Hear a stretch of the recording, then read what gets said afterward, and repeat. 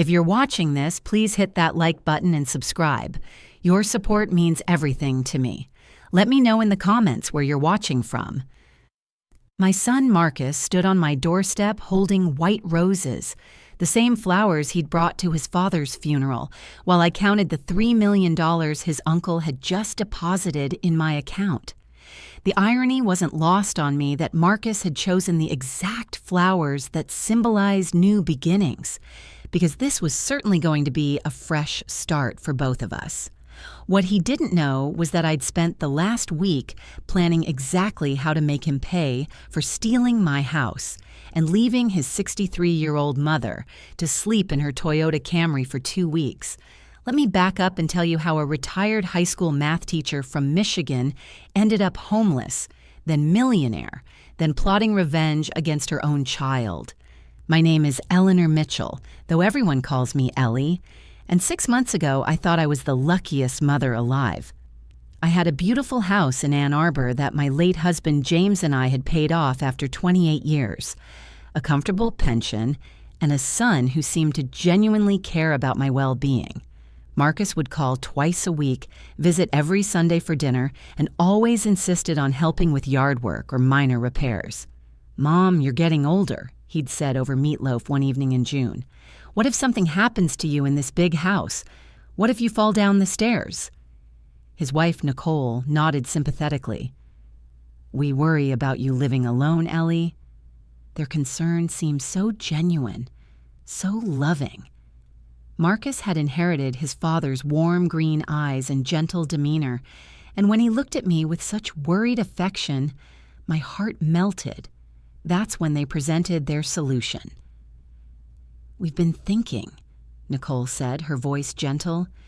"What if we moved in here with you? We could take care of the house, help with everything, and you wouldn't have to worry anymore." Marcus leaned forward eagerly. "And Mom, to make it official and protect your assets, we should probably transfer the deed into my name. That way, if anything happens, there won't be any legal complications." I should have seen the red flags. I should have questioned why a 37-year-old man and his wife suddenly wanted to live with his elderly mother. I should have insisted on having my own attorney review the paperwork instead of using Marcus's friend from his golf league. But after 2 years of loneliness following James's death, I saw it as the answer to prayers I didn't even know I'd been saying. They moved in that July, and for exactly 6 weeks, it was wonderful. Marcus mowed the lawn and fixed the creaky porch step. Nicole cooked elaborate dinners and redecorated the guest room. They insisted on paying all the utilities and groceries as their contribution to the household. But fairy tales don't last, especially when they're built on lies. The first crack appeared on a sweltering August afternoon when I overheard Marcus on the phone in James's old study. "Yeah, the deed transfer went through last month," he was saying. "Once we get her moved out, we can renovate the whole upstairs and probably get $850,000 for it in this market." My blood turned to ice water. Moved out. I stood frozen outside the door, my hand gripping the door frame so hard my knuckles went white. The conversation I overheard that day changed everything, though I was too shocked to act on it immediately. Instead, I became a spy in my own home, paying attention to details I'd previously ignored, like how Marcus and Nicole had started receiving mail addressed to our house even before they moved in. Like how Nicole had begun rearranging furniture and removing my personal photos, claiming she wanted to freshen up the decor. Like how they'd both grown irritated whenever I wanted to use the living room in the evenings, suggesting I'd be more comfortable upstairs in my bedroom. The second conversation I overheard was even more damning. It was a Tuesday night in early September, and I'd come downstairs for a glass of water. They were in the kitchen, voices low but intense. "She's getting suspicious," Nicole was saying. "Yesterday, she asked me why I was looking at real estate websites." Marcus's response made my stomach drop. "We need to move faster then. I'll call Thompson tomorrow about the power of attorney papers." Power of attorney? The words hit me like a slap. They weren't just planning to sell my house. They were planning to have me declared incompetent so they could control all my assets. 33 years of marriage to James, 35 years of teaching high school mathematics, a lifetime of careful saving and responsible living, and my own son was plotting to steal it all. I crept back upstairs and sat on my bed in the dark, my heart pounding so loud I was sure they'd hear it downstairs. How long had this been planned? Had Marcus's Sunday dinners and concerned phone calls all been part of some elaborate scheme? I thought about calling the police, but what would I tell them? That my son, who was legally the owner of the house, was planning to sell it. That he was considering power of attorney papers, which wasn't illegal to discuss. I had suspicions, but no concrete proof of any crime yet. The next morning, I called my own attorney, Samuel Goldberg, who'd handled James's estate. "Samuel, I need to understand something about my house," I said carefully. "If the deed is in my son's name, but I'm still living here, what are my legal rights?" The silence that followed was longer than I expected. "Ellie," Samuel said finally, "if the deed is in his name, he owns the house. You're essentially a tenant at will. He could ask you to leave at any time." A tenant at will in the house, where I'd raised my child, where I'd nursed my husband through his final illness, where I'd planned to live out my golden years. I hung up the phone and walked through the rooms that suddenly felt foreign. The kitchen, where I'd packed thousands of school lunches, the living room where Marcus had taken his first steps, the master bedroom where James had died in my arms 3 years ago. None of it belonged to me anymore. That afternoon, while Marcus was at work and Nicole was at her book club, I did something I'd never done before. I searched their belongings. In Nicole's jewelry box, I found business cards for 3 different real estate agents. In Marcus's desk drawer, I discovered printed emails about home renovation loans and a folder labeled Mom's Finances that contained photocopies of my bank statements going back 2 years. How had he gotten those? The answer was simple and devastating. He'd been planning this for a very long time. The end came swiftly once I knew what to look for. 3 days after my discovery, Marcus sat me down for what he called a serious conversation about your future, Mom. He'd prepared a speech. I could tell because his words came out too smoothly, too rehearsed. "Nicole and I have been talking," he began, "and we think it would be best for everyone if you moved into assisted living. There's a really nice place called Meadowbrook Manor that has an opening." Meadowbrook Manor. I knew the place. It was where Ruth Patterson from church had gone when her family decided she was too much trouble to care for at home. Ruth had died within 8 months, not from illness, but from a broken heart. "I don't need assisted living," I said quietly. "I'm perfectly capable of taking care of myself." Marcus's patronizing smile made my skin crawl. "Mom, you're 63 years old. Last week you left the stove burner on. Yesterday you couldn't remember where you put your car keys." Both statements were lies. The stove incident had been him cooking breakfast before work. The car keys had been in Nicole's purse after she'd borrowed my car for errands. But facts weren't going to matter here. "Besides," Nicole added with false sweetness, "Meadowbrook Manor has all sorts of activities. Game nights, craft classes, movie screenings. You'd love it there." "And what happens to this house?" I asked, though I already knew the answer. Marcus and Nicole exchanged a quick glance. "Well, since it's in my name now, we'll probably sell it," Marcus said. "The real estate market is really good right now, and honestly, Mom, maintaining a house this size is getting expensive. The money from the sale will help pay for your care." Help pay for my care. More lies. I'd already looked up Meadowbrook Manor's rates online. Even their most expensive private room cost less per month than my house was worth. The remaining money would disappear into Marcus and Nicole's renovation dreams and vacation plans. "I need some time to think about this," I said finally. Marcus's face hardened slightly. "Mom, we're trying to do what's best for you. Don't make this harder than it needs to be." 2 days later, I woke up to find all the locks changed. I stood on my own front porch at 7 in the morning, still in my nightgown and robe, holding my purse and the small overnight bag I'd packed the night before, when I'd sensed something was coming. Marcus opened the door just wide enough to speak through the gap. "I'm sorry, Mom, but this is for your own good," he said. "The people from Meadowbrook Manor will be here at 10 to pick you up. There's no point in making a scene." Making a scene. As if a mother expecting to live in her own home was being dramatic. "Marcus, please," I said, hating how my voice shook. "Can we just talk about this?" But he was already closing the door.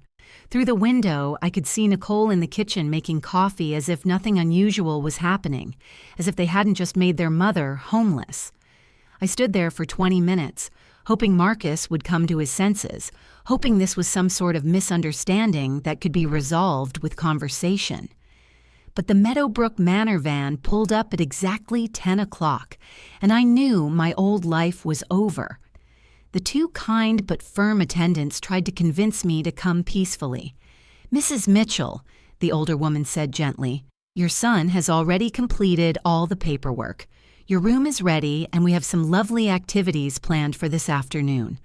I looked at my house one more time, at the flower garden James and I had planted together, at the porch swing where I'd read thousands of bedtime stories to Marcus when he was small.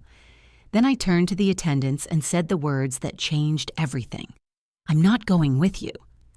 Instead, I walked to my Toyota Camry, got in, and drove away from the only home I'd known for 31 years, leaving my son and his wife with exactly what they wanted, a house, and the freedom to pretend I'd never existed. I couldn't call the police because, technically, Marcus owned the house and had the right to decide who lived there. I couldn't force my way back in without being arrested for trespassing.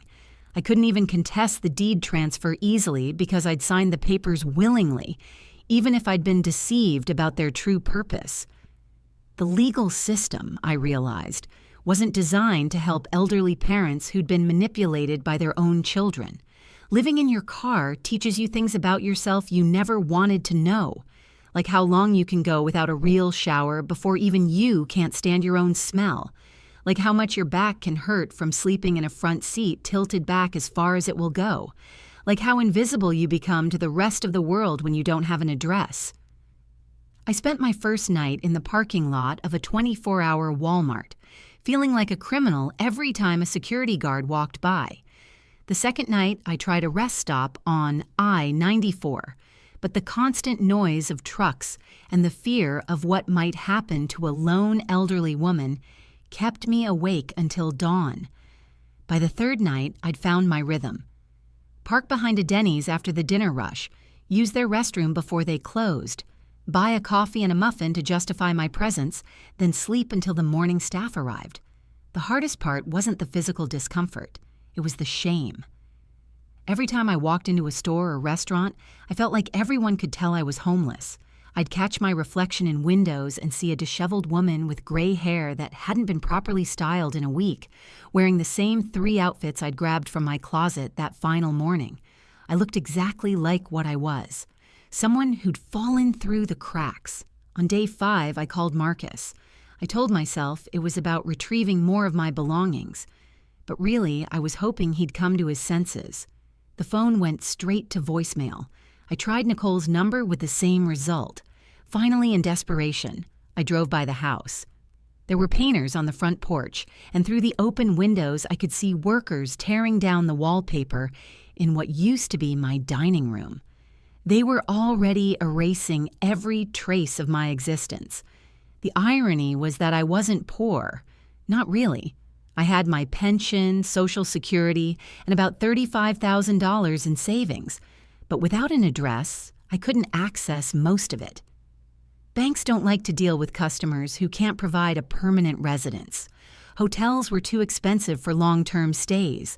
Apartments required credit checks, references, first and last month's rent up front. Everything in modern life assumes you have a place to call home. By day 10, I'd developed a routine that felt almost normal. Coffee and bathroom at McDonald's at 6 a.m., shower at the YMCA, where I'd bought a basic membership by claiming I was temporarily between residences, lunch at the public library where I could use Wi-Fi and pretend to read while actually just trying to stay warm and clean, dinner at whatever restaurant had early bird specials, nursing a single meal for as long as possible. It was at the library on day 14 that everything changed. I was checking my email when I saw a message from an address I didn't recognize, r.mitchell.properties@gmail.com. The subject line read, "Ellie, your brother Richard." My heart stopped.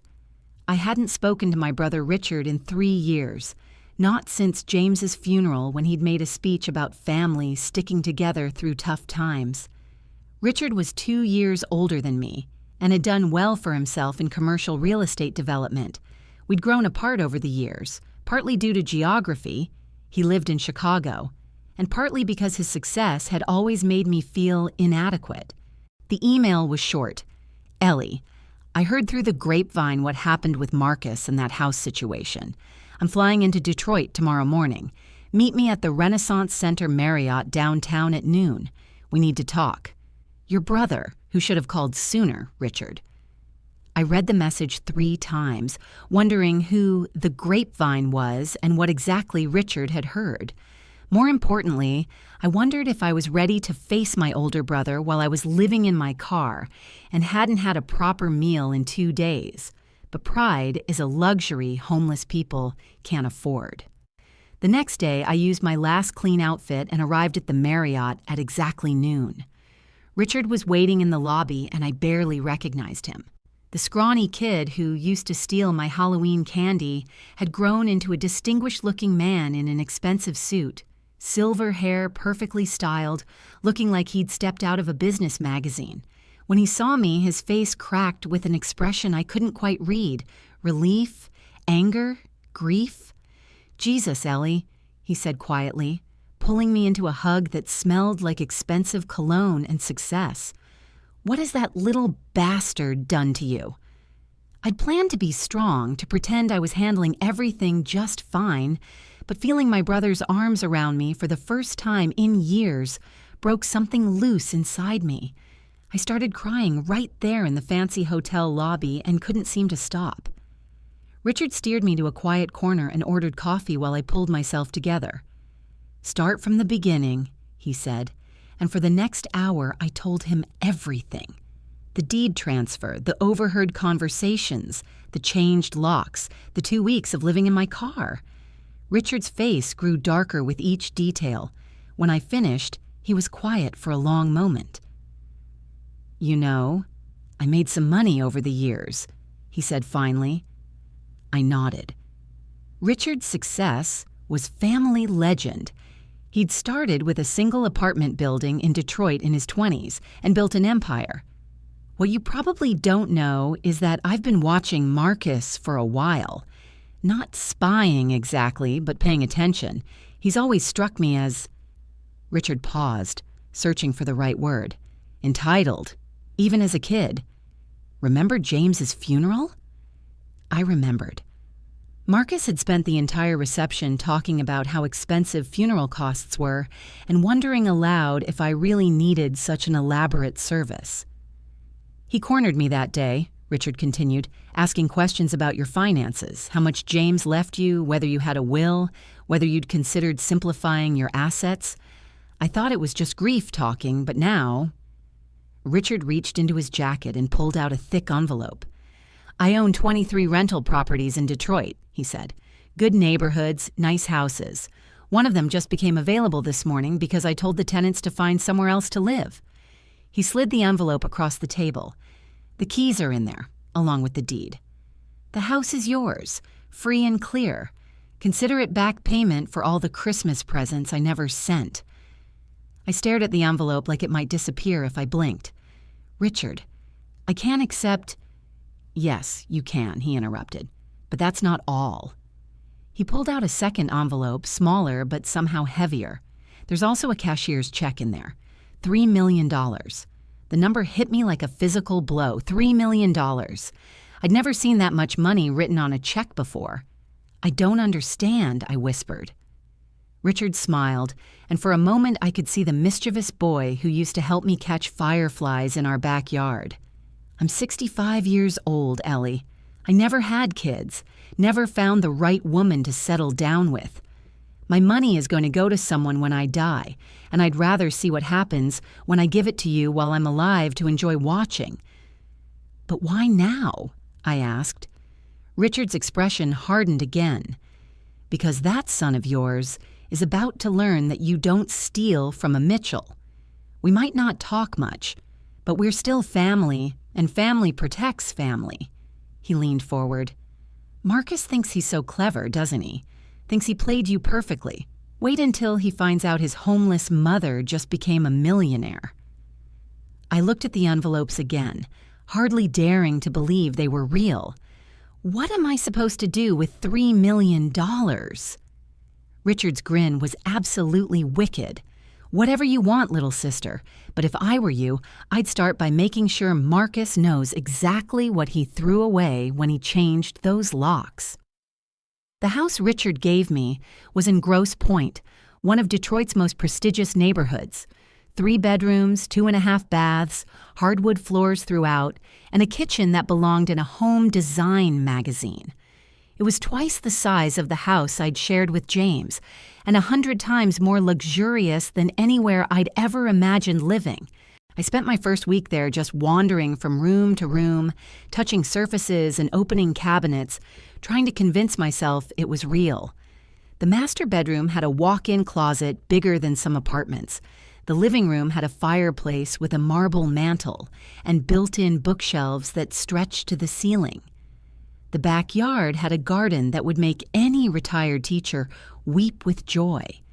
But the most satisfying part was setting up my new financial situation. Richard had recommended a wealth management firm, and I spent an afternoon with a very serious young woman named Catherine, who explained investment portfolios and interest rates with the kind of reverence usually reserved for religious ceremonies. With conservative investments, she said, you could easily live on $180,000 per year without touching the principal. $180,000 per year, more than double my teaching salary at its highest, more than Marcus made at his engineering job. The irony was delicious.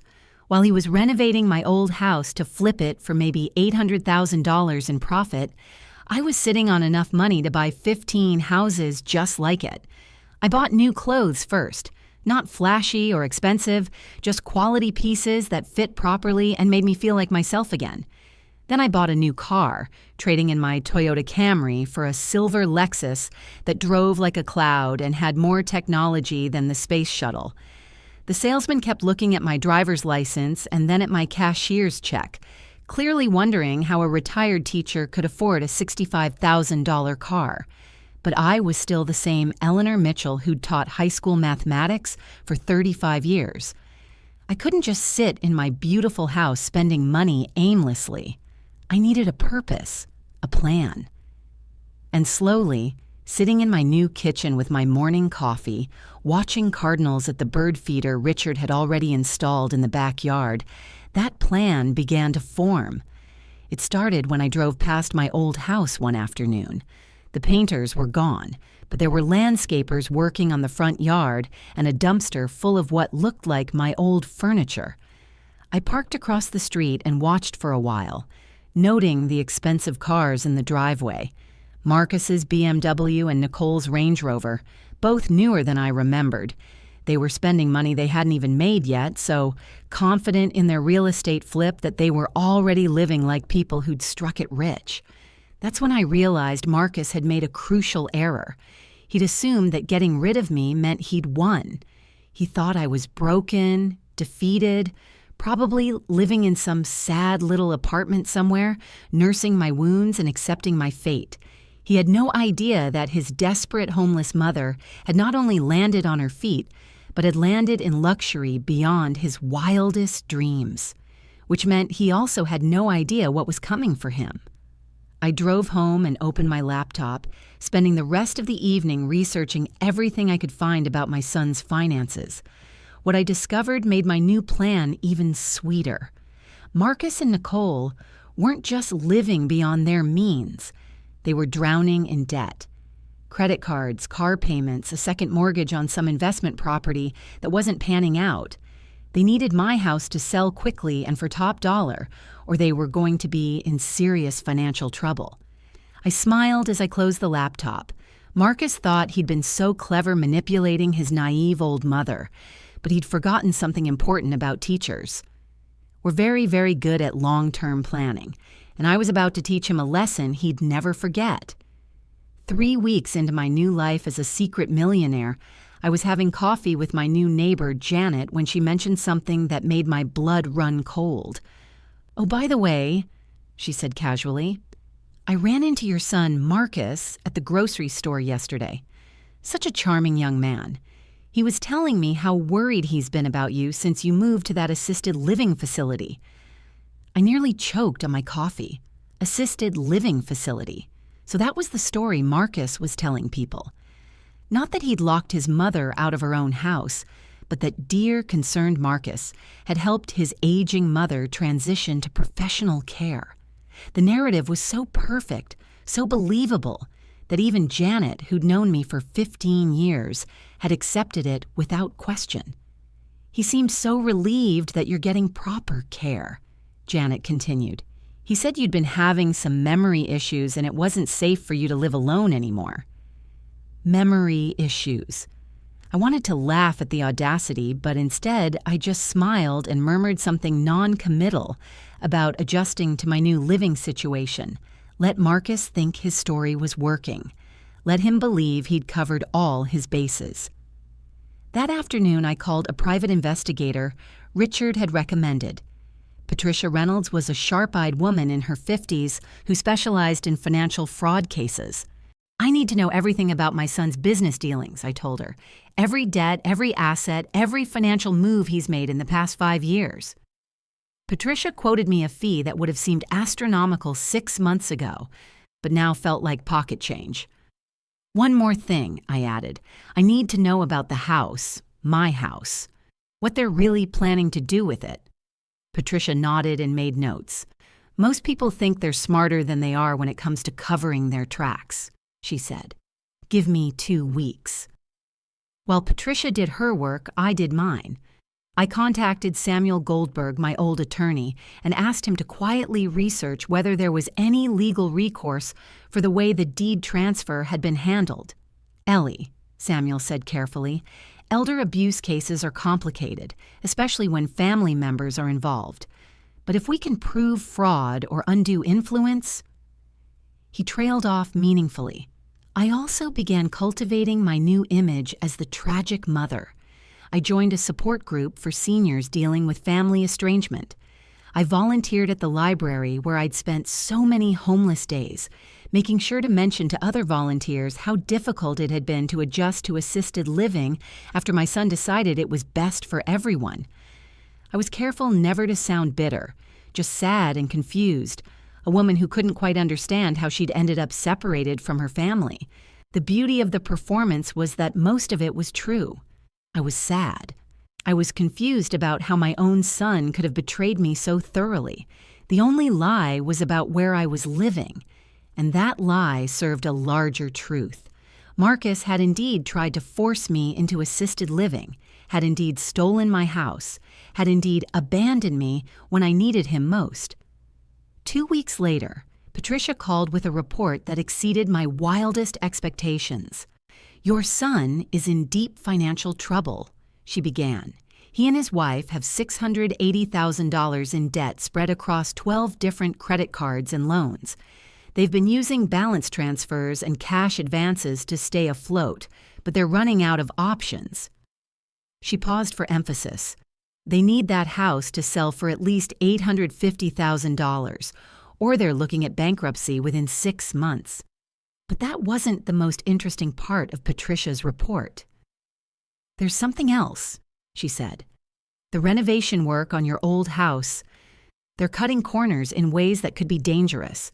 Unlicensed electrical work, unpermitted plumbing changes, structural modifications that haven't been inspected. If the right person reported this to the city..." She let the implication hang in the air. I thanked Patricia and hung up the phone, my mind racing. Marcus wasn't just greedy and cruel. He was desperate and stupid. He'd put himself in a position where he needed everything to go perfectly, with no room for error or bad luck. How unfortunate it would be if his luck took a turn for the worse.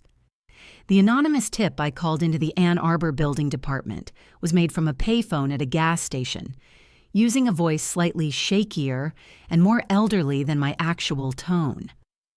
"I'm concerned about the construction work going on at 1847 Maple Street," I told the inspector who answered. "There are workers there at all hours, and I'm not sure they have proper permits. As a neighbor, I'm worried about safety issues." The building inspector assured me they'd look into it, and 3 days later I drove by to see a city truck parked in my old driveway and 2 officials with clipboards walking around the property. Through my new car's tinted windows, I watched Marcus standing on the front porch, his face red with what I assumed was a combination of anger and panic. But that was just the opening move. The real strategy required more patience and much better timing.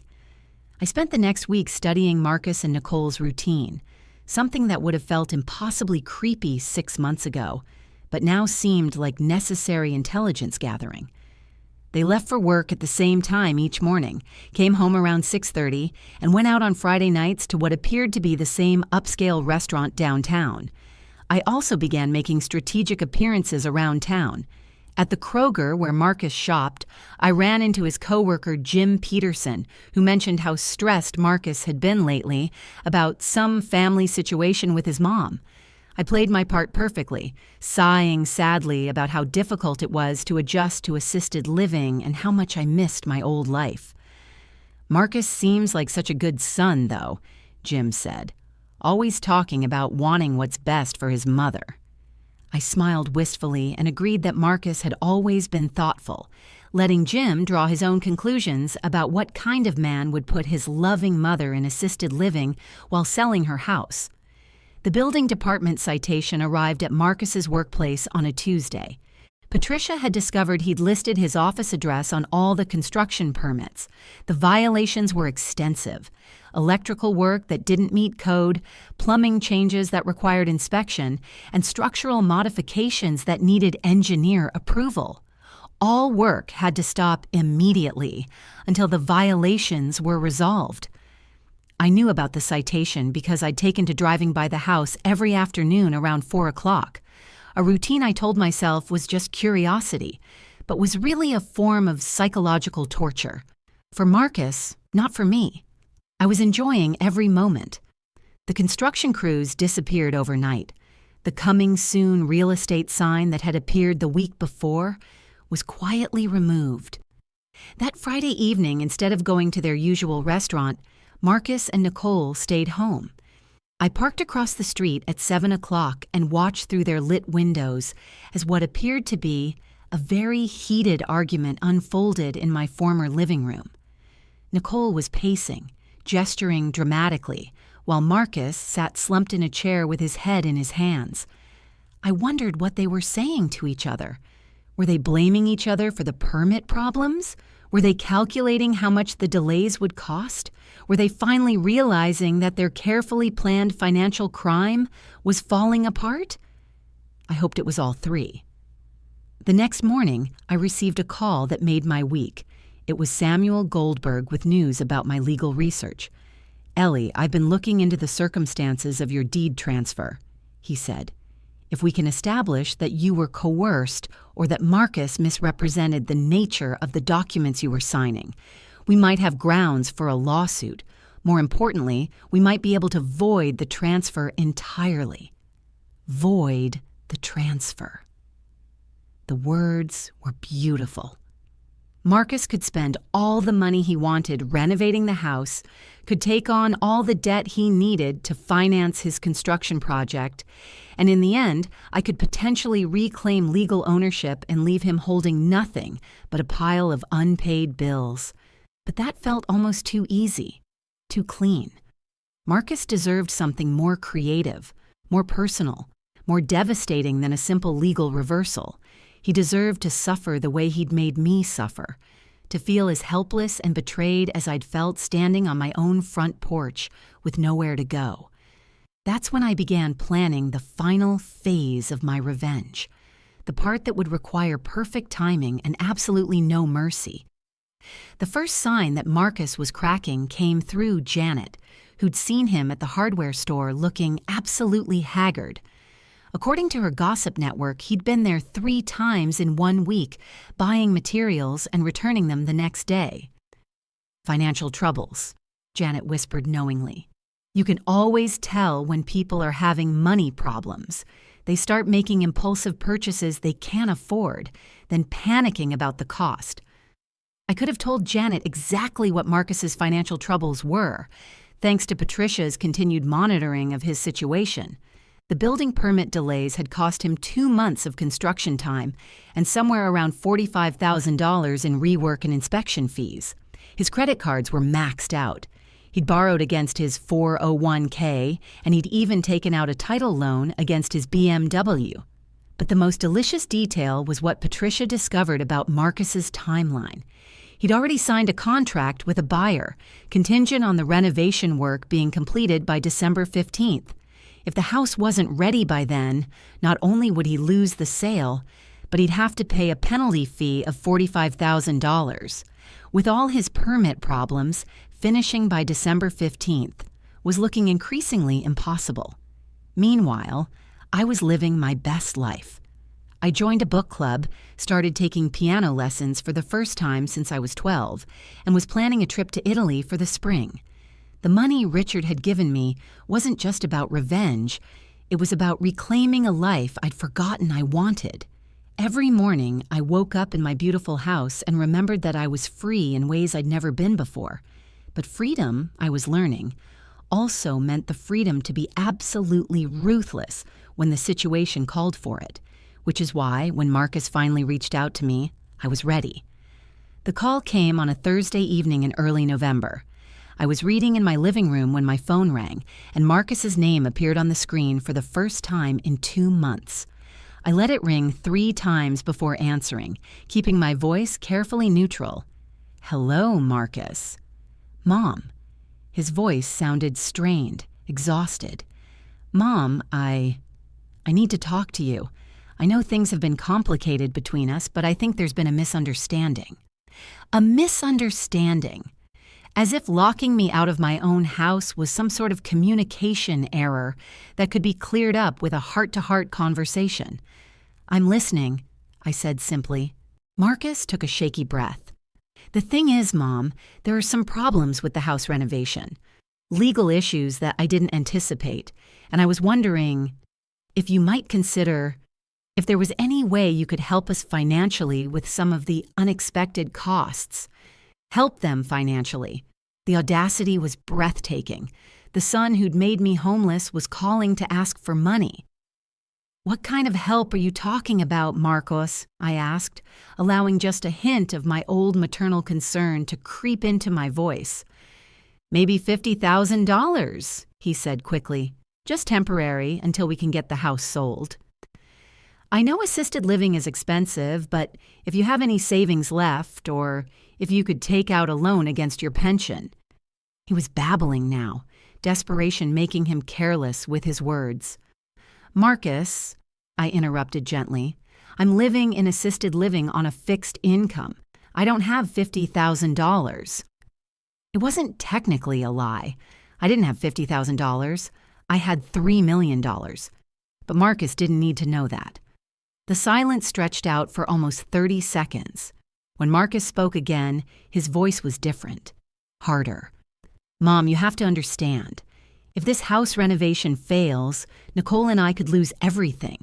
Our cars, our credit, maybe even our jobs if we have to declare bankruptcy. You're my mother. Doesn't that mean anything to you?" And there it was. The same manipulation he'd used to get me to sign over the deed. The same emotional blackmail wrapped in concern for family obligation. Except this time, I wasn't a lonely widow, desperate for connection with her only child.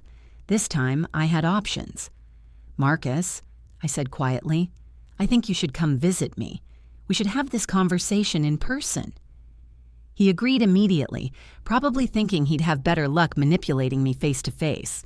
We arranged for him to come by the following Saturday afternoon. After I hung up, I sat in my elegant living room and smiled.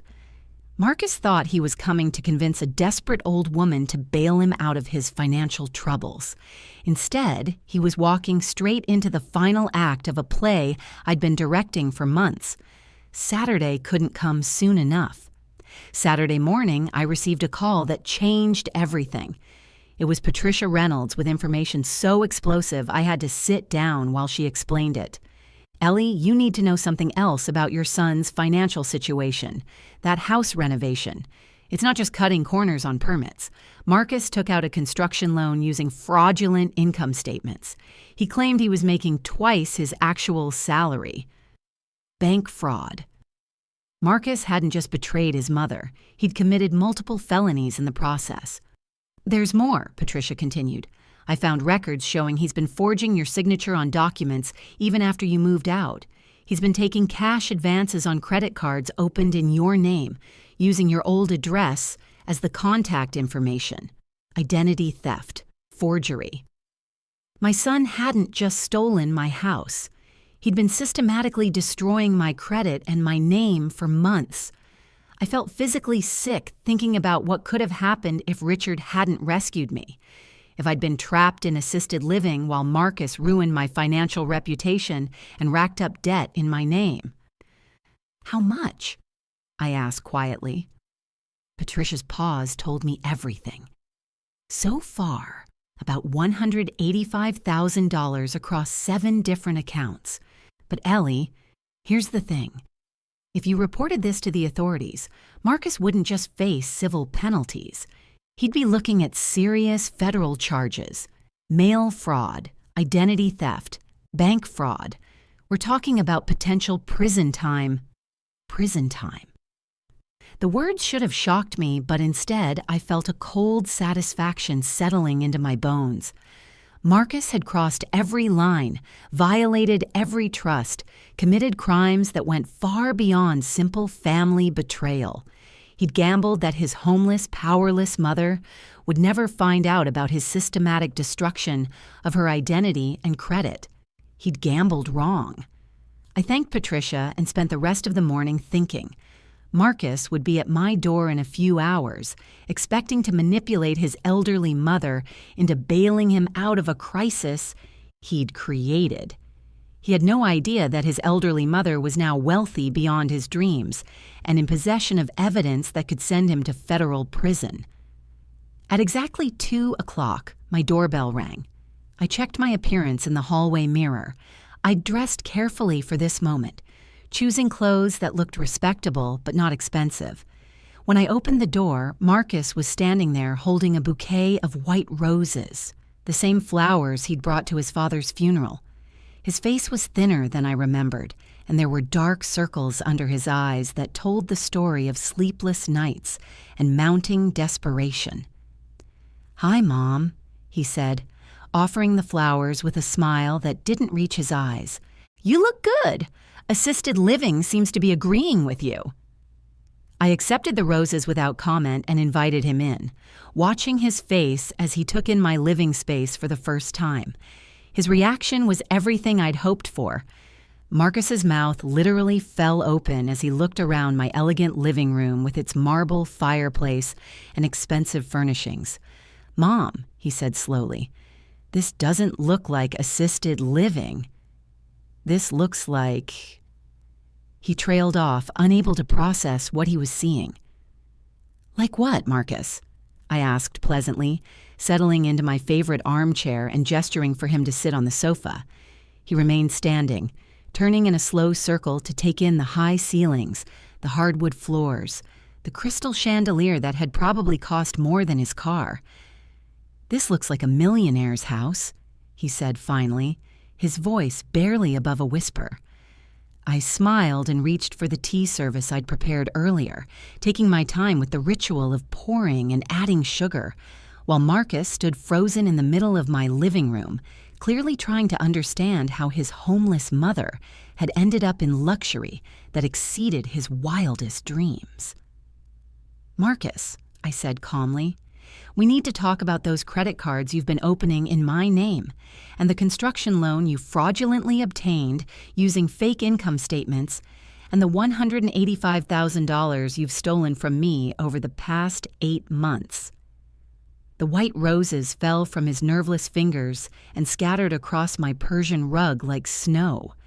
The silence stretched between us for what felt like an eternity, while Marcus's face went through a fascinating series of expressions: confusion, realization, panic, and finally a kind of desperate calculation.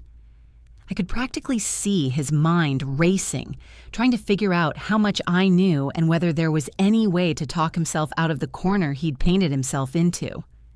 "Mom," he said finally, his voice carefully controlled, "I think there's been some confusion. If there are financial irregularities, I can explain everything. The construction loan paperwork was complicated, and maybe there were some errors."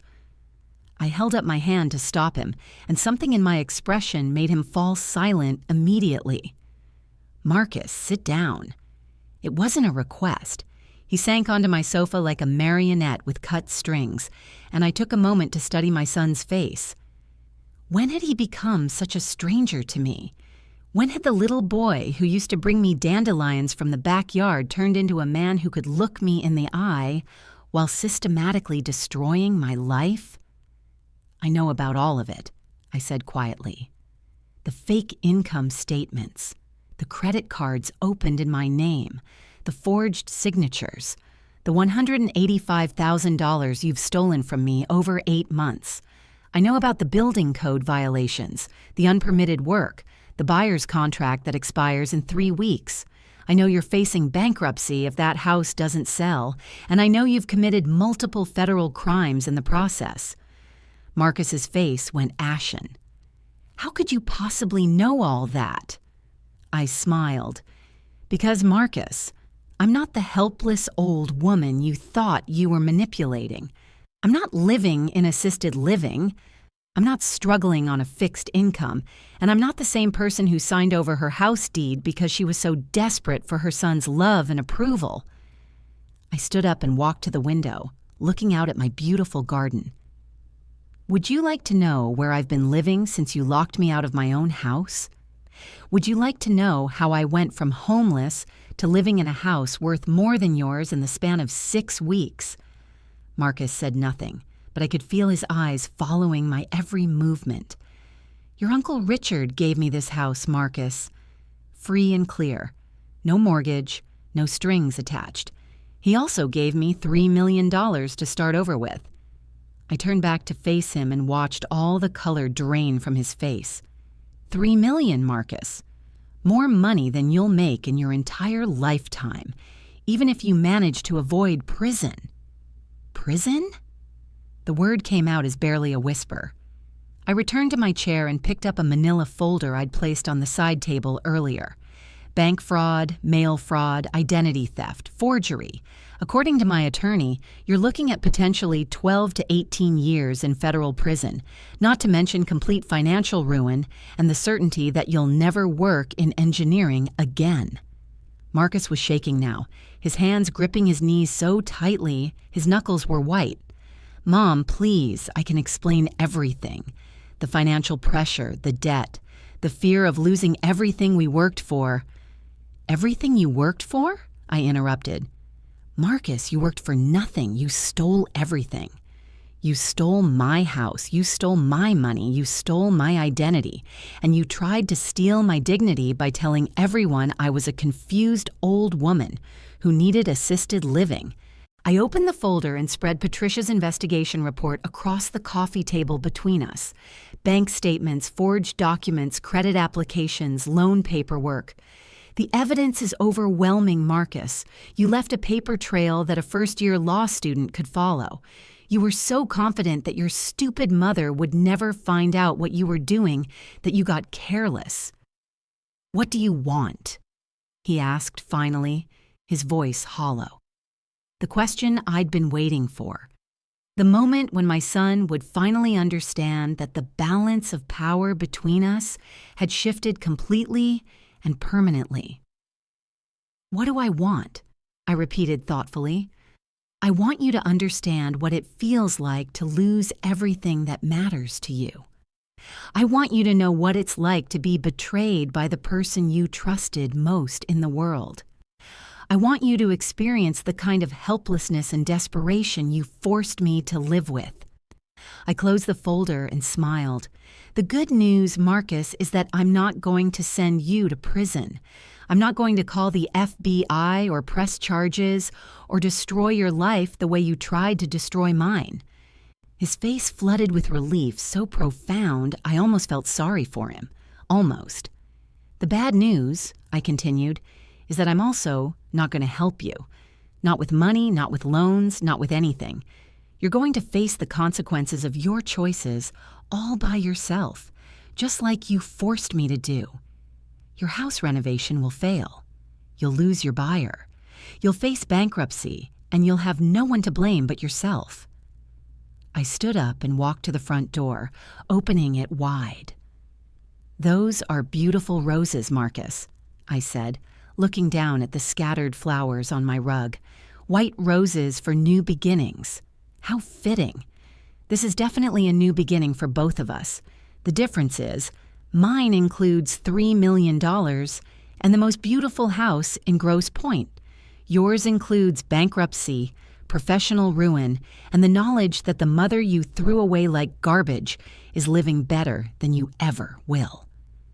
Marcus stumbled to his feet and walked toward the door like a man in a trance. When he reached the threshold, he turned back one more time.